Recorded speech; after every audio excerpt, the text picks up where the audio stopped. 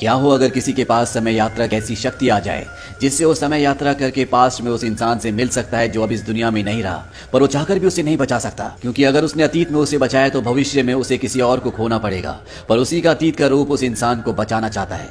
Bollywood silver screen presenting will you be there. इस कहानी की शुरुआत में डॉक्टर्स की एक टीम एक आदिवासी इलाके से वापस जा रही होती है, क्योंकि मौसम विभाग के अनुसार बहुत जल्द यहाँ पर तूफान आने वाला है।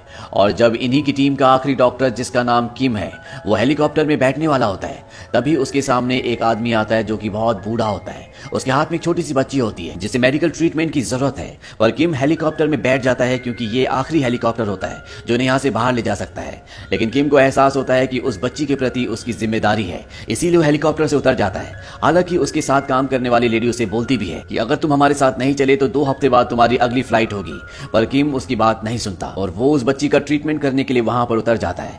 पूरी रात मेहनत करने के बाद उस बच्ची का ट्रीटमेंट कर देता है और इसके बाद जब वो बाहर बैठा होता है तभी वही बूढ़ा आदमी आता है जिसने किम को रोका था। किम उस बूढ़े आदमी से पूछता है क्या ये तुम्हारी पोती है? वो कहता है कि नहीं, ये मुझे जंगल में मिली थी। शायद उस बच्ची का होंठ बहुत अजीब था, इसीलिए उसे जंगल में छोड़ दिया गया था। वो बूढ़ा आदमी इस बच्ची की तरफ से किम को थैंक्स कहता है। साथ ही वो किम से ये भी पूछता है कि तुम्हारी जिंदगी में कोई ऐसी विश है जिसे तुम पूरा करना चाहते हो? किम कहता है कि मेरी जिंदगी में कोई था जिसे मैं देखना चाहता हूँ। वो बूढ़ा आदमी कहता है जिन चीजों को मैं अपनी आंखों से देख सकता हूँ, मैं उन पर इतना विश्वास नहीं करता जितना उन चीजों पर जिन्हें मैं अपनी आंखों से नहीं देख सकता। वो अपने गले से एक शीशी निकालता है जिसके अंदर छोटी छोटी गोलियां होती हैं और वो उस शीशी को किम को दे देता है। किम उसे बहुत ध्यान से देखता है और उसमें से एक गोली खा लेता है। अगले पल किम को दिखाया जाता है जो एक टेलीफोन बूथ पर बैठकर खांस रहा होता है। तभी उसके पास एक लड़का आता है। किम उससे पूछता है कौन सी जगह है? वो कहता है कि ब्यूसेन रेलवे स्टेशन है। और जब किम उसे देखता है तो पूरी तरह से स्तब्ध रह जाता है, क्योंकि ये और कोई नहीं बल्कि किम का जवानी का रूप होता है। किम उससे पूछता है कि तुम कौन हो? वो लड़का कहता है कि मेरा नाम किम है। किम कहता है लेकिन ये मेरा नाम है। और इसके बाद किम को दोबारा खांसी आना शुरू हो जाती है, उसके मुंह से ब्लड निकलना भी शुरू हो जाता है। इसीलिए जो यंग लड़का होता है वो उसे अपना हैंकरचीफ यानी कि रुमाल देता है। किम को एहसास होता है कि यहाँ पर कुछ ना कुछ गड़बड़ है, इसीलिए वो खांसता हुआ वहां से रेलवे स्टेशन के अंदर भाग जाता है। तभी यंग किम को एहसास होता है कि जो रुमाल उसने उस आदमी को दिया था वो उसकी गर्लफ्रेंड ने उसे गिफ्ट दिया था, इसीलिए वो भागता हुआ उसके पीछे जाता है।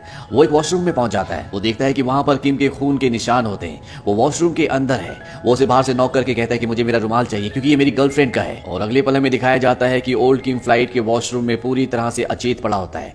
जब बाहर से नॉक किया जाता है तो किम को होश आता है। उसे लगता है कि ये एक सपना था। वो वापस आकर अपनी सीट पर बैठ जाता है। हर रोज की तरह अगली सुबह वो अपने क्लिनिक जाता है, जहां पर वो अपनी साथी डॉक्टर को किसी का सिटी स्कैन दिखाता है और पूछता है कि इसके पास कितना वक्त है। उसकी साथी डॉक्टर बताती है कि इसे लंग कैंसर है, ये ज्यादा से ज्यादा 6 महीने और जी सकता है। ये सिटी स्कैन किसी और का नहीं बल्कि किम का होता है, यानी कि अब वो 6 महीने से ज्यादा जिंदा नहीं रह सकता। क्लिनिक से शाम को जब वो घर पहुंचता है तो अपनी बेटी को कॉल करता है। वो अपनी बेटी से पूछता है कि तुम घर वापस कब आओगी? उसकी बेटी कहती है जैसे ही मेरे एग्जाम खत्म हो जाएंगे मैं घर आ जाऊंगी। और तभी किम को एक बार फिर से खांसी होना शुरू हो जाती है। वो बड़ी मुश्किल से गोलियां खाकर अपनी खांसी को कंट्रोल करता है। इसके बाद जब वो अपने कपड़े धोने के लिए वॉशिंग मशीन के अंदर डाल रहा होता है तभी उसे अपनी पैंट की जेब में वही रुमाल मिलता है जो एक रात पहले उसे यंग किम ने दिया था, जो उसे अभी तक अपना भ्रम लग रहा था। उसे समझ में आ जाता है कि वो भ्रम नहीं था बल्कि हकीकत है। वो एक बार फिर से वही शीशी निकालता है जो उसे बूढ़े आदमी ने दी थी। वो देखता है कि उसके अंदर 9 गोलियां और होती हैं और अब वो समझ चुका है कि इन गोलियों को खाने से वो अपने अतीत में यानी कि पास्ट में जा सकता है। ये एक टाइम ट्रैवल है। वो एक बार फिर से एक गोली खाता है। वो कुछ देर बैठा रहता है और अगले पल दिखाया जाता है कि वो एक बार फिर से अतीत में जा चुका है। वो अपने यंग वर्जन यानी कि यंग किम के घर जाता है जो कभी उसका खुद का घर हुआ करता था। घड़ी में 12 बज रहे होते हैं और जब यंग किम उसे देखता है तो वो डर जाता है, क्योंकि एक दिन पहले वो अचानक से वॉशरूम से गायब हो गया था। यंग किम एस्ट्रे उठा लेता है और ओल्ड किम कहता है कि तुम्हें डरने की जरूरत नहीं है। वो वहां से अखबार उठाकर उसमें तारीख और ईयर देखता है और वो देखता है कि ये साल है सन 1985 का और वो सन 2016 से यहाँ पर आया है। यंग किम उसे कहता है कि शायद तुम्हारी तबीयत खराब है, तुम कोई पेशेंट हो। वो कहता है मैं पेशेंट नहीं बल्कि एक सर्जन हूँ। यंग किम उससे नाम पूछता है। वो कहता है मैंने कल तुम्हें बताया था। यंग किम कहता है कि मैं तुम्हारी आईडी देखना चाहता हूँ और वो उसे अपनी आईडी देता है। और जब वो उसकी आईडी देखता है तो पूरी तरह से हैरान हो जाता है, क्योंकि उसका नाम भी किम होता है और साथ ही साथ जो आईडी वो देख रहा होता है वो इशू हुई होती है सन 2008 में और ये सन 1985 है। यंग किम यहाँ पर पूरी तरह से कंफ्यूज हो जाता है और तभी ओल्ड किम वहां पर देखता है कि छोटा सा पपी है जिसका नाम पोटैटो है। वो उसे पोटैटो कहता हुआ उठा लेता है। उसे बहुत खुशी होती है। यंग किम कहता है कि तुम्हें इसका नाम कैसे पता? ओल्ड किम कहता है क्योंकि इसका नाम मैंने रखा है। तुम मुझसे वक्त में 30 साल पीछे और मैं तुमसे 30 साल आगे। यंग किम को उसकी बात पर बिल्कुल भी यकीन नहीं आता और तब वो उसे उसकी जिंदगी का एक सीक्रेट बताता है। वो कहता है कि तुम्हारे सिर पर जो चोट का निशान है ये तुम्हारे पिता ने तुम्हें दिया था जब उन्होंने बहुत ज्यादा शराब पी ली थी। तुमने ये बात कभी किसी को नहीं बताई। और ये बताते बताते ओल्ड किम की नाक से खून निकलना शुरू हो जाता है। यंग किम उससे पूछता है कि तुम कौन हो और तुम मुझसे क्या चाहते हो। ओल्ड किम कहता है कि मैं तुमसे कुछ नहीं चाहता। दरअसल यहाँ पर किम की एक गर्लफ्रेंड होती है जिसका नाम जैस्मीन है, जिससे किम बहुत ज्यादा प्यार करता है, लेकिन उसकी मृत्यु हो गई थी और ओल्ड किम पिछले 30 सालों से उसे मिस करता है। और यही बात उसने उस बूढ़े आदमी से कही थी जिसने उसे गोलियां दी थी कि वो एक बार किसी को देखना चाहता है, और वो और किसी के बारे में नहीं बल्कि जैस्मीन के बारे में बात कर रहा था जो उसकी गर्लफ्रेंड थी। अब यहाँ पर जो यंग किम होता है जैस्मीन का नाम सुनकर गुस्सा हो जाता है। वो कहता है कि जैस्मीन से दूर रहना, पर इससे पहले ओल्ड किम कुछ बोल पाता उसे खांसी होना शुरू हो जाती है। वो बाहर की तरफ भागता है, यंग किम भी उसके पीछे भागता है, लेकिन जैसे वो बाहर निकलता है ओल्ड किम वहां से भाग चुका होता है और हमें अगले पल दिखाया जाता है कि ओल्ड किम अपने वॉशरूम में अचेत पड़ा हुआ है और घड़ी में 12:20 हो रहे होते हैं। यानी कि ओल्ड किम जब भी टाइम ट्रैवल करता है वो 20 मिनट से ज्यादा अपने पास्ट में यानी कि 30 साल पहले वाले वक्त में नहीं रह सकता। वहीं 30 साल पहले यंग किम को दिखाया जाता है जो ओल्ड किम के विजिट से पूरी तरह से परेशान होता है। इसीलिए वो अपने सबसे खास दोस्त डैन के पास जाता है जो कि एक पुलिस वाला भी है। वो उसे वो लाइटर देता है जो यहाँ पर ओल्ड किम छोड़ कर गया है। वो कहता है मुझे इसकी फिंगरप्रिंट्स की रिपोर्ट चाहिए। डैन उसका एक काम कर देता है और वो बताता है कि इस लाइटर में सिर्फ और सिर्फ तुम्हारे फिंगरप्रिंट्स हैं। और अब यंग किम को कहीं ना कहीं ओल्ड किम की बातों पर विश्वास होना शुरू हो गया, लेकिन उसे नहीं पता कि वो उससे कांटेक्ट कैसे करे। तभी वो एक आदमी को देखता है जिसके शरीर पर बहुत सारे टैटूज होते हैं और यहाँ पर उसे एक आइडिया आता है। वो अपने हाथ पर एक टैटू बनवाता है जिस पर वो लिखवाता है विजिट हियर। 30 साल बाद ओल्ड किम जब इस टैटू को देखता है तो वो समझ जाता है कि यंग किम उससे मिलना चाहता है, पर आज उसे अपनी बेटी से भी मिलना होता है, इसीलिए वो अपनी बेटी को लेने के लिए जाता है। यहाँ पर पिता और बेटी के बीच में बहुत ही गहरा बॉन्ड होता है। ये दोनों एक दूसरे से बहुत प्यार करते हैं और रात को जब ये दोनों डिनर कर रहे होते हैं तो ओल्ड किम अपनी बेटी से कहता है कि तुम्हें अपनी डॉक्टरेट की पढ़ाई करने के लिए यूएस जाना चाहिए, वहां पर तुम्हारी मॉम भी है। हालांकि वो यूएस नहीं जाना चाहती, पर उसे पता है कि उसके डैड ऐसा क्यों कह रहे हैं, इसीलिए वो उठकर वहां से चली जाती है। हालांकि किम ने उसे अपनी बीमारी के बारे में कुछ भी नहीं बताया होता, पर उसने उसकी मेडिकल रिपोर्ट्स देख ली होती है, इसीलिए वो बाहर चली जाती है। किम भी उसके पास आता है। किम कहता है कि तुम्हारे अंकल डैन ने हमेशा मुझे समझाया था कि मुझे सिगरेट्स इतनी ज्यादा नहीं पीनी चाहिए, और मुझे समझने में थोड़ी देर हो गई। किम की बेटी उसके कंधे पर सिर रखकर उसी तरह से बहुत देर तक बैठी रहती है। वहीं सन 1985 में दिखाया जाता है कि ओल्ड किम एक बार फिर से यंग किम से मिलने के लिए पहुंच चुका है। ये दोनों के दोनों उस जगह होते हैं जहां पर जैस्मीन का डॉल्फिन शो शुरू होने वाला है। जैस्मीन इस दुनिया की पहली फीमेल डॉल्फिन इंस्ट्रक्टर है। यंग किम ओल्ड किम से पूछता है कि फ्यूचर में हमारे बच्चे भी हैं। ओल्ड किम कहता है कि हाँ, मेरी एक बेटी है जिससे मैं बहुत प्यार करता हूँ। यंग किम कहता है कि उसकी मॉम जरूर जैस्मीन होगी। ओल्ड किम कहता है तुम इसके बारे में इतना क्यों सोच रहे हो, और तभी यहाँ पर शो शुरू हो जाता है और जैसे ही ओल्ड किंग जैस्मीन को देखता है वो देखते ही रह जाता है। ये उसका वो ख्वाब होता है जो उसके ख्वाबों में भी कभी पूरा नहीं हो सकता था। यहाँ पर उसकी तबीयत एक बार फिर से खराब होना शुरू हो जाती है, यानी कि उसके 20 मिनट पूरे होने वाले हैं। तो यंग किम को कहता है कि मेरा लास्ट विजिट था, मैं जा रहा हूँ। वो यहाँ से जाने लगता है। यंग किम उसके पीछे जाता है और उससे पूछता है कि तुम यहाँ पास्ट में अतीत में जैस्मीन से मिलने के लिए क्यों आते हो, क्या तुम्हारे वक्त में वो जिंदा नहीं है। हालांकि ओल्ड किम उसे कुछ बताना नहीं चाहता। वो कहता है कि तुम्हें वक्त आने पर सब कुछ पता चल जाएगा। पर जब यंग किम बहुत ज्यादा प्रेशराइज करता है तो ओल्ड किम उसे बता देता है कि बहुत जल्द उसकी मृत्यु होने वाली है।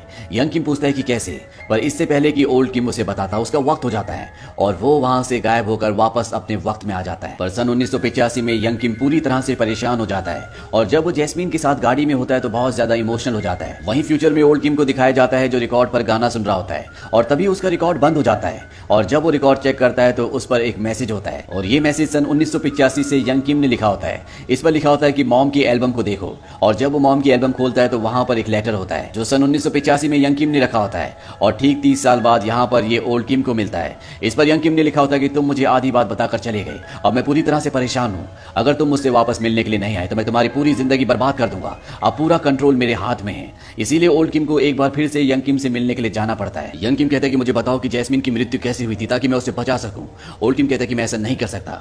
वो उसे अपनी डॉटर की फोटो दिखाता है। वो कहता है कि अगर जैस्मीन बच गई तो तुम दोनों शादी कर लोगे और फ्यूचर में जो मेरी बेटी है वो कभी पैदा नहीं हो पाएगी। दरअसल फ्यूचर की जो उसकी बेटी होती है उसकी मॉम कोई और होती है। यहाँ पर यंग किम पूरी तरह से परेशान हो जाता है क्योंकि वो जानना चाहता है कि जैस्मीन की मृत्यु कब, कहां और कैसे हुई थी ताकि वो उसे बचा सके। पर ओल्ड किम कहता है कि मैं एक शर्त पर तुम्हें बता सकता हूँ, इससे मेरी बेटी फ्यूचर में मेरे साथ भी रहेगी और जैस्मीन की जान भी बच जाएगी। यंग किम पूछता है कि वो रास्ता क्या है।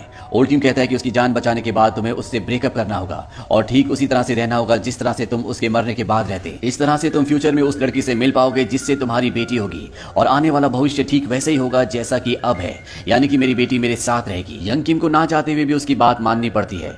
ओल्ड किम यहाँ से चला जाता है। 2 महीने बाद दिखाया जाता है कि सन 1985 में यंग किम को एक कॉल आता है। उसे बताया जाता है कि उसके पिता बहुत बीमार है। वो भागता हुआ अपने पिता से मिलने के लिए जाता है। उसके पिता आज भी उसकी मॉम को गाली दे रहे होते हैं। दरअसल किम के पिता एक अच्छे इंसान नहीं थे। उन्होंने हमेशा किम को और उसकी मॉम को परेशान किया। वो एक ऐसी शख्सियत नहीं थे जिन्हें किसी से मिलवाया जा सके। इसीलिए जैस्मीन भी किम के पिता के बारे में कुछ भी नहीं जानती थी। किम और जैस्मीन पिछले 2 महीनों से नहीं मिले और अब किम की 3 दिन की छुट्टी है। किम को उससे मिलने के लिए जाना होता है, पर वो अपने पिता को छोड़कर नहीं जा सकता। जैस्मीन कहती है कि मैं तुमसे मिलने आ जाती हूँ, पर किम नहीं चाहता कि वो उसके डैड से मिले। वो उसे मना करने वाला होता है कि यहाँ पर ओल्ड किम आ जाता है। वो कहता है कि अगर तुमने जैस्मीन को यहाँ पर नहीं आने दिया तो उसकी मृत्यु हो जाएगी। वो उसे अगले दिन का न्यूज़पेपर दिखाता है जो वो फ्यूचर से लाया होता है, जिसमें ये लिखा होता है कि जैस्मीन की डॉल्फिन की जान बचाते हुए मृत्यु हो गई। ओल्ड किम कहता है कि अगर तुमने उसे यहाँ नहीं आने दिया तो वो अपनी डॉल्फिन जो कि बीमार होती है उसे बचाने के लिए जाएगी और उसकी मृत्यु हो जाएगी। यंग किम उसे यहाँ बुला लेता है, पर यहाँ जब जैस्मीन पहुंचती है तो वो उससे ब्रेकअप कर लेता है। हालांकि ऐसा करने से पूरी तरह से टूट जाता है और उसके पास इसके अलावा कोई भी रास्ता नहीं है।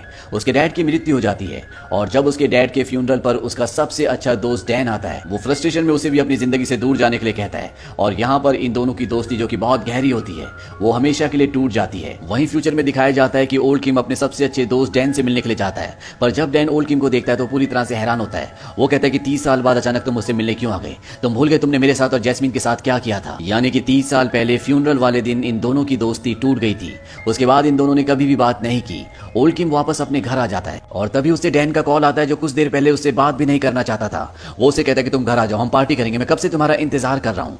ये सुनकर ओल्ड किम पूरी तरह से हैरान होता है। वो कहता है मैं तुमसे बाद में बात करूंगा और जब वो अपने मोबाइल फोन की होम स्क्रीन देखता है तो वहां पर जो उसने अपनी बेटी की फोटो लगाई थी वो गायब हो चुकी होती है। इस बात से परेशान हो जाता है और वो उस वॉल के पास जाता है जहां पर उसकी बेटी की फोटोज होती हैं और यहाँ से फोटोज धीरे धीरे गायब हो रही होती हैं। और ऐसा इसलिए हो रहा होता है क्योंकि सन 1985 में जहां पर यंग किम है उसे जैस्मीन ने एक एल्बम भेजी होती है जिसमें उसकी और जैस्मीन की बहुत सारी फोटोज होती हैं। उसमें एक नोट भी होता है, उसमें जैस्मीन ने लिखा होता है कि मैं आखिरी बार तुम्हारा इंतजार करूंगी। और अब यंग किम उससे मिलने के लिए जा रहा है और इसीलिए फ्यूचर में ओल्ड किम की जिंदगी में सब कुछ बदल रहा होता है। यंग किम जैस्मीन से मिलने के लिए पहुंच जाता है। वो सड़क की दूसरी तरफ होती है, पर इससे पहले कि वो सड़क पार करके यंग किम के पास आती, एक गाड़ी उसे टक्कर मारकर उड़ा देती है। और इसके तुरंत बाद ही यानी कि सन 2016 में जहां पर ओल्ड किम है वहां पर सब कुछ ठीक हो जाता है। उसकी बेटी की फोटोज वापस आ जाती है। पर ओल्ड किम अब समझ चुका है कि पास्ट में कुछ तो गड़बड़ हुई है जिसकी वजह से यहाँ पर सब कुछ बदल रहा था। वो न्यूज़पेपर में जैस्मीन की खबर पढ़ता है जिसमें लिखा होता है कि जैस्मीन का एक्सीडेंट हुआ था जिससे उसके ब्रेन में ब्लड क्लॉटिंग हो गई और इस वजह से उसकी मृत्यु हो गई। ओल्ड किम में गोली खाकर वापस सन 1985 में पहुंच जाता है जहां पर जैस्मीन हॉस्पिटल में है। उसके पास यंग किम भी होता है। यंग किम कहता है कि मुझे माफ कर दो, मैंने अपना वादा तोड़ा। और ओल्ड किम किसी भी तरह से जैस्मीन को बचाना चाहता है। उसने न्यूज़पेपर में पढ़ लिया था कि उसके सर के अंदर ब्लड क्लॉटिंग हुई है और 2016 में जिस वक्त से वो यहाँ पर आया है उस वक्त में ऐसी सर्जरीज बहुत नॉर्मल होती है। इसीलिए वो यंग किम के साथ मिलकर सर्जरी करना शुरू करता है। हालांकि एक बार 20 मिनट पूरे हो जाते हैं और वो वापस अपने वक्त में आ जाता है, पर वो एक बार फिर से गोली खाकर सन 1985 में पहुंच जाता है और यंग किम के साथ मिलकर वो जैस्मीन के सिर की सर्जरी करता है। और जब लगभग ऑपरेशन पूरा होने वाला होता है कि उसे दोबारा से खांसी आना शुरू हो जाती है, यानी कि उसके जाने का वक्त हो गया है, वो वापस अपने वक्त में आ जाता है। जब उसकी आंखें खुलती है तो उसकी बेटी उसके सामने होती है। वो कहती है कि आप 3 दिन से बेहोश हैं, पर अब किम ये जानता है कि पास्ट में सब कुछ ठीक हो गया, इसीलिए उसकी बेटी उसके साथ है। इसके बाद वो पता लगाता है कि जैस्मीन कहाँ है और वो उस जगह पहुंच जाता है जहां जैस्मीन अब नए इंस्ट्रक्टर्स को ट्रेन करती है। वो भी उसी की तरह बूढ़ी हो चुकी है। अब वो अच्छे से चल नहीं पाती क्योंकि जब उसका एक्सीडेंट हुआ था उस एक्सीडेंट के बाद उसका पैर कभी भी नॉर्मल नहीं हो पाया। यहाँ पर किम उसे देख तो लेता है पर उससे बात नहीं करता। मन ही मन उसे बहुत खुशी होती है क्योंकि जैस्मीन अब जिंदा है। वो आखिरी बार यंग किम से मिलने के लिए जाता है और वो उसे बताता है कि आज से 10 साल बाद तुम्हें मेडिकल कॉन्फ्रेंस के दौरान एक लड़की मिलेगी, तुम उससे बात करना, वही मेरी बेटी की मॉम है।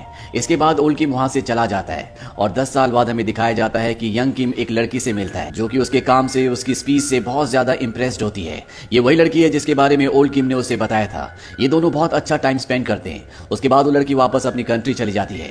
एक रात को जब यंग किम सो रहा होता है तभी उसी लड़की का उसे कॉल आता है और वो उसे बताती है कि मैंने तुम्हें इस बारे में कभी नहीं बताया, ये मेरा खुद का फैसला था, हम दोनों की एक बेटी हुई है। इसके बाद किम उस बच्ची की कस्टडी अपने पास ले लेता है। धीरे धीरे वक्त बीता है और बच्ची धीरे धीरे बड़ी होना शुरू हो जाती है और आज वो बच्ची पूरी 20 साल की हो चुकी है। ये वही वक्त होता है जहां से ओल्ड किम यंग किम से मिलने के लिए जाया करता था। वो अपनी बेटी के साथ बीच पर बैठा होता है और उसकी बेटी कहती है कि मैं बहुत लकी हूं जो मुझे तुम जैसे डैड मिले। इसके बाद किम की मृत्यु हो जाती है और उसके फ्यूनरल पर उसका सबसे अच्छा दोस्त डैन भी आता है। किम ने और डैन ने पिछले 30 सालों से बात नहीं की थी। किम की बेटी डैन को पहचान लेती है और वो उसे एक डायरी देती है। वो कहती है कि डैड ने कहा था कि डायरी तुम्हें दे दे, वो जानते थे कि तुम उनके फ्यूनरल पर आओगे। और जब डैन उस डायरी को पढ़ता है तो पूरी तरह से हैरान हो जाता है क्योंकि किम ने उस डायरी में अपने टाइम ट्रेवल के बारे में सब कुछ लिखा होता है। उसने ये भी लिखा होता है कि क्यों जैसे जैस्मिन से वो हमेशा के लिए अलग हो गया। ये सारी सच्चाई जानने के बाद डैन जैस्मिन के पास जाता है। वो उसे किम की मौत की खबर देता है, जिससे वो बहुत दुखी होती है। साथ ही साथ वो जैस्मिन को किम की डायरी भी दे देता है, यानी कि अब जैस्मिन को भी पूरा सच पता चल जाएगा। इसके बाद अगले दिन जब डैन बैठा होता है तो हिसाब लगाता है कि किम ने कितनी गोलियां खाई, और वो समझ जाता है कि एक गोली अभी भी बाकी है। वो किम के घर जाता है और उसे वो गोली मिल जाती है। वो उस गोली को खाकर पास में यानी कि 30 साल पहले पहुंच जाता है, जहां पर वो देखता है कि यंग किम सिगरेट पी रहा होता है। वो उसकी सिगरेट छीन कर नीचे फेंक देता है। वो कहता है कि तुम अपनी जिंदगी बर्बाद क्यों कर रहे हो, तुम्हें ये सब नहीं करना चाहिए। यंग किम उसकी बात को समझ नहीं पाता। वो कहता है कि तुम कौन हो। वो कहता है कि मैं डैन हूं, अभी भी आखिरी गोली बची थी जिससे मैं तुम्हारे पास आ गया।